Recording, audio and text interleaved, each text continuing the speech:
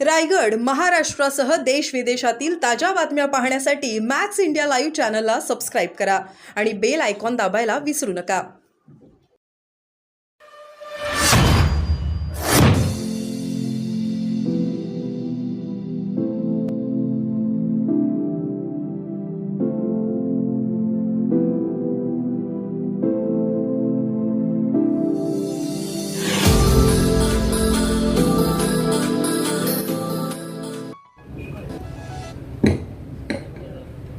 आपल्या सगळ्यांच्या लोकप्रिय आमदार सुवर्णताई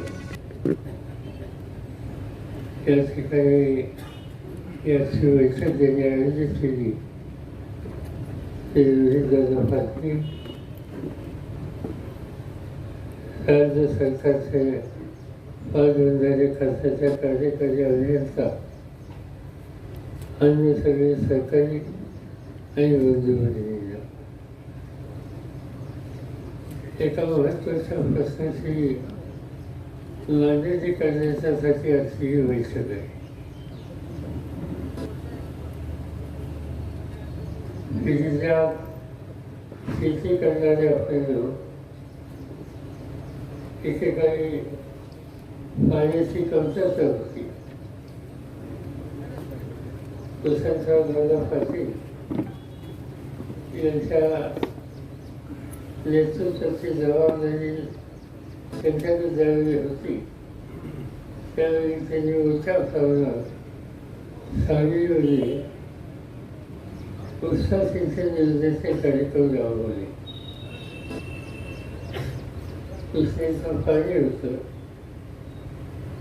अन्य नद्यांचं पाणी होतं, आणि त्या योजनेमध्ये पाण्याची कमतरता म्हणून दुष्काळाचा जे प्रसंग येतात तो सगळा सांगली जिल्हा आणि विशेषतः आपण ज्या भागात आहोत त्या भागामध्ये एक प्रकारचं परिवर्तन आलं. परिवर्तनाचा लाभ आपण अनेक वर्षे घेतला, पण त्याचे दुष्काळाच्या सामान्याचा विचार आपण कधी केला नाही. आपण जे पीक घेतलं हे एकच पीक घेतलं आणि ते म्हणजे उसाच होते. पूर्वीच्या काळामध्ये इरिगेशन खात्याचे वेगळे नियम होते. ते नियम असे असायचे की समजा कर्जाचं पाणी मला घ्यायचं असेल तर एका एकराच्यासाठी 3 एकर जमीन द्यावी लागायची. तसे एका एकरामध्ये उभं पीक, दुसऱ्या एकरामध्ये नुकतीच केलेली लागेल आणि तिसऱ्या एकरामध्ये कुठलंही पीक नाही. तर त्याच्यावरचा हेतू हा होता की पुन्हा पुन्हा त्याच्यामध्ये पाणी दिलं, तेच पीक दिलं, या सगळ्याचे दुष्परिणाम आज नाही उद्या इथे जी स्थिती निर्माण झाली तशा प्रकारची होती.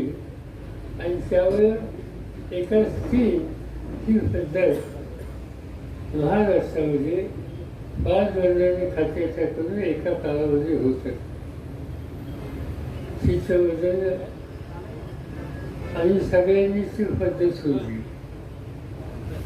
आणि आम्ही सगळेजण 3 वर्षे असतील तर 3 वर्ष उसाची लागण कशी करता येईल आणि 11 महिन्याचं पीक कसं घेता येईल या गोष्टीमध्ये लक्ष द्यायला सुरुवात केली. आणि या सगळ्या गोष्टीचे दुष्काळात आज तुम्ही या ठिकाणी बघता. तुम्हाला सांगतो, माझी स्वतःची 20 एकर जमीन राजावरती. ती जमीन ही एका गृहस्थाची खरीद जमीन होती, ती मी खरेदी केली आणि ती जमीन दुरुस्त करण्याचा कार्यक्रम घेतला. ती जमीन क्षारयुक्त आणि खडीक होती. त्याचा विरोध हे 8% सुद्धा जवळपास होता. आणि त्यामुळे उत्पन्नाच्या संबंधीची खात्री नसते. शेवटी जमीन घेताना मी एक विचार डोक्यात घेतला होता की नुसती जमीन नाही तर जमिनीच्या वर मला आणखी गुंतवणूक करावं लागेल. तर ती गुंतवणूक एक आणि व्यवस्थित चालली त्या प्रकारे आणि दोन अंडरग्राऊंड पाईपलाईन या संबंधीची सुद्धा उभारणी त्या ठिकाणी केली आणि जमिनीतलं अतिरिक्त पाणी ते आम्ही बाहेर काढले गेले. हे करायला माझी 4 वर्षे गेली. पण 4 वर्षे गेल्याच्या नंतर आणि याचं काळजीपूर्वक आखरी केल्याच्या नंतर अंमलबजावणी केल्याच्या नंतर आज माझा त्या ठिकाणी आज हे ऊस आहे, 4 एकर फेलू आहे, 4 एकर चिक्कू आहे आणि मग बाकीच्या जमिनीमध्ये काही ना काहीतरी ज्वारी, बाजरी, गहू, भाजीपाला काही ना काहीतरी मी घेतो. आणि ज्या क्षेत्रामध्ये माझं उत्पादन ते 20% होतं, आज माझी सरासरी उत्पादन 65% पुढे गेलेलं आहे. आणि कशामुळे केलं? पाण्याचा निचरा होण्याच्यासाठी जी काही पावलं टाकायला पाहिजे ती टाकली. केवळ त्यामुळं ते चांगलं क्षेत्र सुधारले गेलं.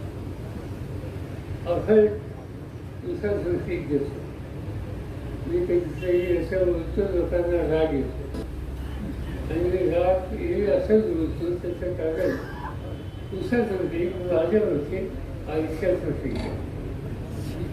एकदा रान तयार केलं, सही काढली, त्या ठिकाणी वेळेला आणलं, लागण केली आणि नंतर पहिली बांधली, दुसरी बांधली, त्याच्यानंतर खताचा डोस आणि पाण्याची व्यवस्था केली किंवा वाटच बघायची की साखर कारखान्याचा अधिकारी कधी येतोय आणि तुळशीची तारीख कधी नसते. त्याच्याशी आम्ही दुसरं काही काम करतो आणि करावं लागत आणि त्यामुळे